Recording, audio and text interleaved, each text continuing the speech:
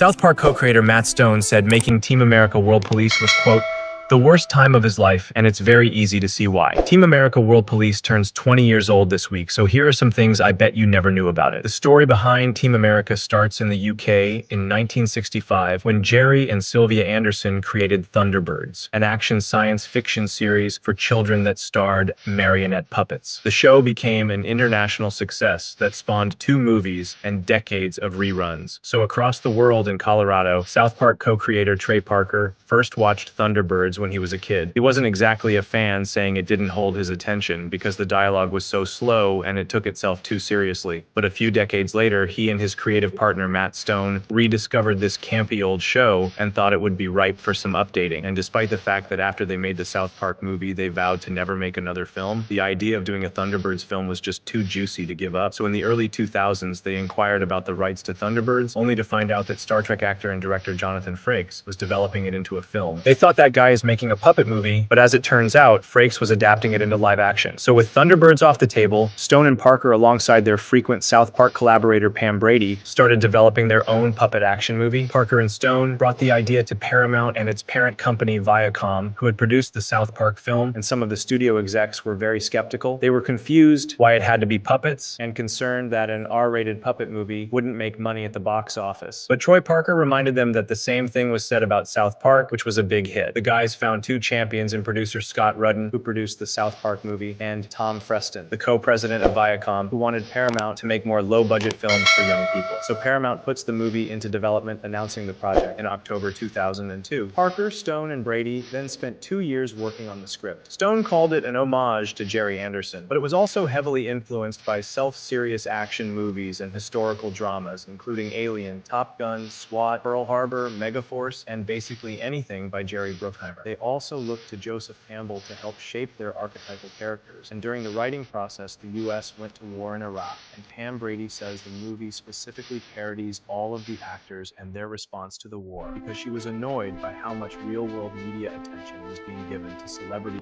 on the war rather than foreign policy experts. As with South Park, Parker and Stone voiced most of the characters in the movie, though Alec Baldwin offered to voice himself in the film, but the guys turned him down because they wanted to mock the actors and thought it wouldn't be as funny if these celebrities were in on the joke. They were also going to meet with Jerry Anderson before production, but opted not to go through with it because they thought he wouldn't like the movie's cursing. Okay, so by spring 2004, Parker, Stone, and Brady have a complete script, but here's where things take a turn. Paramount gives them a green light to go into production and a $32 million budget, but it wanted the movie in theaters in October of that same year. And the guys were also under contract with Paramount to start a new season of South Park in October that year. So that meant that they had to make an entire puppet movie in a medium they've never worked in before, in about 5 months. So production started on May 23rd, 2004. A crew of about 200 people worked on the film. Parker and Stone hired the Chiodo brothers to make the puppets. They had just done the puppets for Elf and Disney's Dinosaur. The brothers created 270 puppet characters total, and their costumers fabricated more than 1,000 puppet costumes, and the level of detail on them was pretty outstanding. For example, a tiny Uzi in the film cost $1,000 to make, and Kim Jong-il's eyeglasses were made from hand-ground prescription lenses. But almost immediately, Parker and Stone realized they fucked up and that their script wouldn't work. You see, they had written a lot of jokes into the movie, but after shooting the very first scene, they realized the jokes wouldn't work. It was a hat on a hat, comically speaking. They concluded that the humor should instead come from the fact that it's marionettes playing it straight. Stone explained, quote, puppets doing jokes is not funny, but when you see puppets doing melodrama and spitting up blood, that's funny. And so this, paired with the limitations of what the puppets could do, meant that Parker and Stone had to rewrite the movie on the fly, and just the process of making the thing was difficult and very labor intensive. In order to get everything finished, they ran 3 units shooting different scenes all at the same time, and occasionally they'd have up to 5 cameras set up to capture a single scene as quickly as possible. Trey Parker said each shot was like a complicated math problem. They hired 36 marionette operators total, but a single marionette often required as many as 4 human operators at a time, and the guys refused to use any CGI, so that meant even simple scenes were extremely intricate. A minor shot of a character taking a drink, for example, could take half a day, and all of this took a real toll on Parker and Stone. They later said it was, quote, the hardest thing they'd ever done, and Matt Stone said it was the worst time in his life. He pounded coffee to get through 20-hour days and took sleeping pills to get whatever rest he could, and then when they got into editing, editing, they had to deal with the MPAA and the rating system. The guys knew that the film's racy content would test the ratings board, but they were furious when Team America landed an NC-17 rating. On the other hand, they probably should have been braced for that, because the original cut of the movie included a 90-second long puppet sex scene that included urination and defecation. So this led to 9 different edits of that scene, and as Trey Parker told Rolling Stone, it's a back and forth with the board. They said it can't be as positions, so we cut a couple of them. We love the golden shower, but I guess they said no to that. But I just love that they have to watch it. Seriously, can you imagine a videotape with just a close-up of a puppet asshole and you have to watch it? Eventually, they cut the sex scene down to 50 seconds, and the MPAA found it tame enough to give the movie an R rating. Trey Parker found it pretty ironic that the MPAA had such issues with the sexual content, but not the extreme violence in the film. The guys barely finished the movie in time for its October 15th release date. Case in point, the movie was not ready for a press event in LA on October 5th, 10 days before release. So instead, critics only saw a 20-minute highlight reel. And many of the movie's producers didn't see the entire movie with its finished sound mix until the premiere. But they did actually finish it by October 14th, 2004, when it premiered at the Denver Film Festival. And the next day, it opened on 2,539 screens nationwide. It made $12 million opening weekend, falling to 3rd place behind Shark Tale and Friday Night Lights. But it went on to make $51 million total worldwide, a slight profit over its budget. Most critics liked it. Today, 77% of the 200 reviews assessed by Rotten Tomatoes are positive. Jerry Anderson did see the film and said, quote, "There are good fun parts, but as they predicted, the language wasn't to my liking." But what about the celebrities mocked in the movie? Even though they turned him down, Alec Baldwin found the movie hysterical. Matt Damon said he was confused by his portrayal as he didn't think he came off as an unintelligent person in real life. Parker and Stone later admitted that the reason they portrayed Matt Damon as simple is because his puppet quote looked kind of mentally deficient. Kim Jong-il never publicly commented on the movie, but North Korea did try to get the Czech Republic to ban the film, and the Czech were not happy about that, saying their post-communist republic would not be undermined by North Korea. And then there's Sean Penn. Sean Penn hated the movie so much, he wrote a furious open letter to the South Park guys and had it published in the Drudge Report. Penn was anti-war and called them out for spreading political apathy. In the letter, he took shots at their cross-dressing stunt at the 2000 Oscars and then signed it all best and a sincerely fuck you. As a PS, he spoke about how he'd been to Iraq and he dared Parker and Stone to join him on a future trip to the country. Parker and Stone thought this was hilarious because bragging about going to Iraq is the very thing they mocked him for doing in the movie. Some understood that the movie was satirizing both the left and the right, but for others, it was a political Rorschach test. Right-leaning Matt Drudge, who posted that Sean Penn letter, by the way, criticized the movie for mocking the war on terror. Meanwhile, in 2009, National Review, a right-wing outlet, named Team America number 24 on its list of the best conservative movies because of how it mocked the left-leaning celebrities. Team America is highly regarded by many film buffs. In 2016, Quentin Tarantino put it on his list of the top 20 movies released since 1992. In 2017, Edgar Wright named it number 884 on his list of the top 1,000 movies ever. In 2019, The Guardian named it number 10 on its list of the 100 best films of the 21st century. And last year, Jodie Foster said it's one of the 2 movies everyone should see in their lifetime. Oh, and by the way, Jonathan Frank's Thunderbirds movie, which starred Ben Kingsley and Bill Paxton, bombed at the box office, making just $28 million